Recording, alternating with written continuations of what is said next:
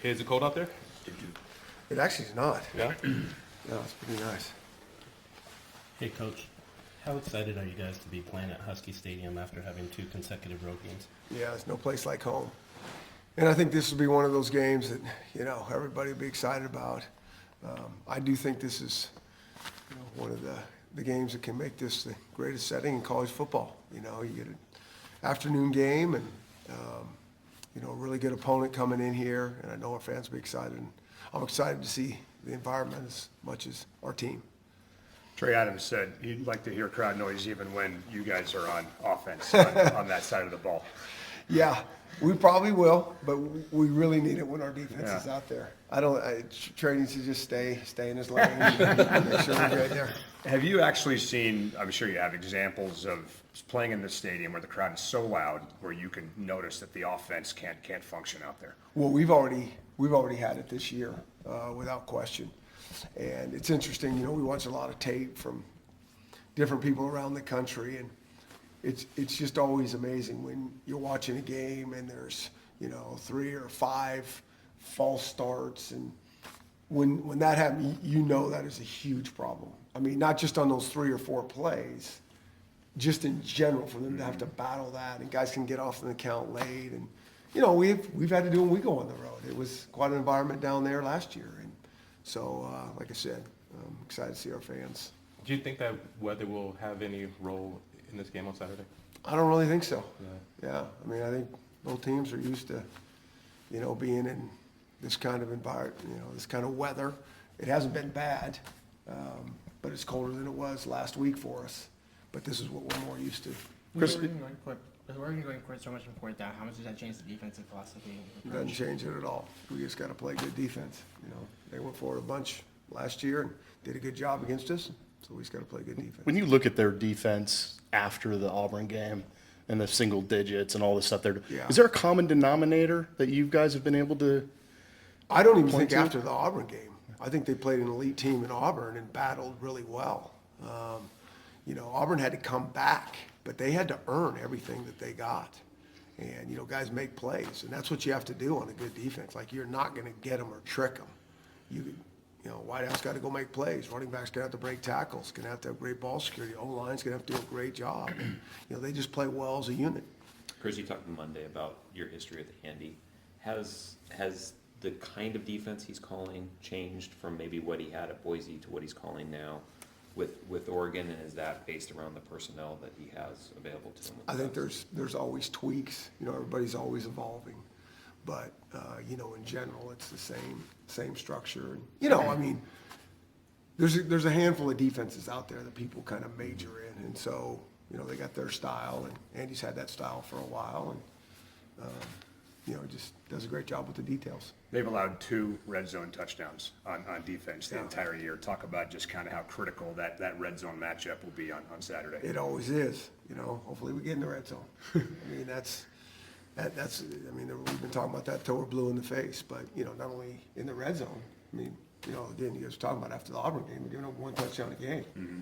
So it's all critical. We got to stay in manageable situations and, play our best ball. Did you feel like going back to Saturday, the first couple drives for you guys in Tucson in the red zone versus as the game went on? What did you kind of figure out there, you think? I think it goes to rhythm.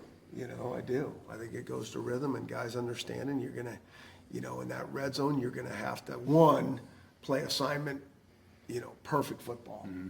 That to me is not overly complicated to play assignment perfect football. Like, you got to know your assignments. And if we don't, then we're doing too much with them as coaches. And then we got to play really fundamentally great football. It doesn't have to be perfect, but we got to have great fundamentals. But, there's a couple times that we weren't perfect on our assignments. And then if you're not perfect down there, good luck.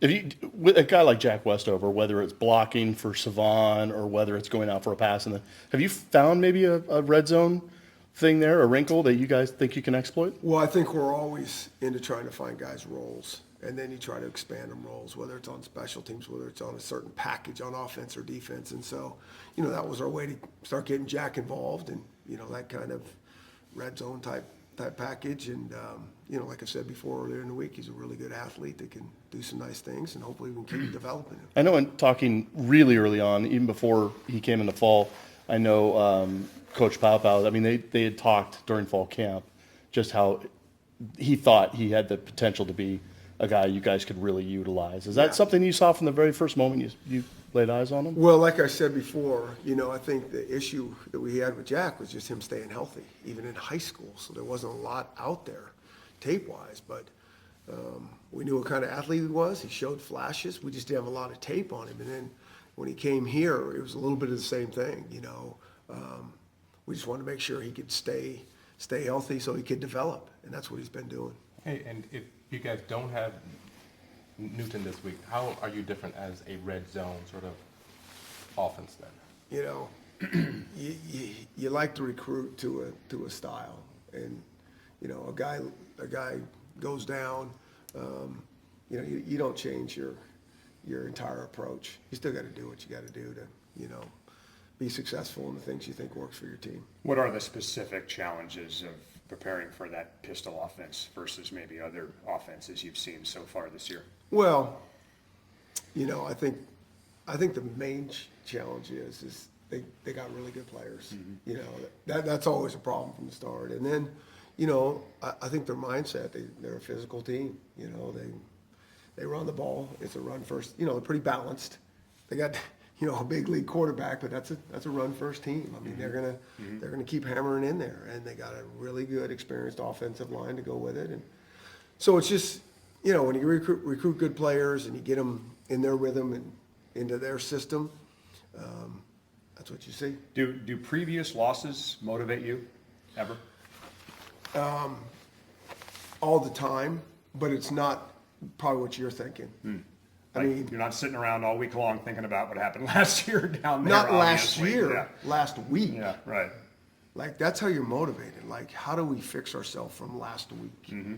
That's what it always is. I mean, that'd be ridiculous to be, Stewing, that's not how we operate, right? I mean, maybe that's how you operate. I don't know. But it's like every week you're motivated. And Yeah. even when you win, there was enough things in that other game that you're like, okay, this is not, Yeah. this is not right. What That motivates you. what specifically caught your attention about last week, even in a win? The lack of execution early on. Yeah. And so, okay, what is going on here? How do we get in this rhythm? And so it's those type of things that are extremely motivating. Is it, though, anything that you take from that loss last year, when it was so close and it was so going back and forth? You take everything from every game. And that's all we do is try to learn and improve. I don't care if you win or lose. That was a heck of a game last year. Both sides left it all on the field. That's what big-time college football should look like. Now, is there nuances and all those type of things? There's some things that we did really well that we learned as well. So you're always learning. How much did that moment last year, you think, for Peyton Henry kind of mold him as a guy and maybe even turn into a positive for him? 14 for 14 so far this year. How big was that for him to kind of move past that? I think that same line of thought that we're talking about. Whether you're doing really well, you have to keep learning from, like, why am I doing well? And when things doesn't go right, okay, how do I fix this? And just keep that mindset of just, I'm truly in the moment, I'm truly grinding. And that's what he's done.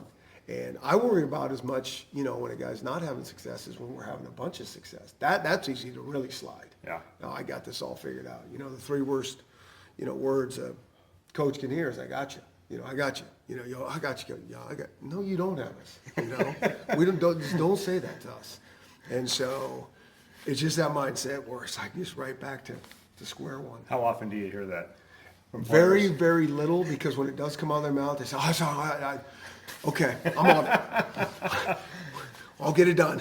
What's your relationship like with Cristobal? Not much. Yeah. Yeah, he's,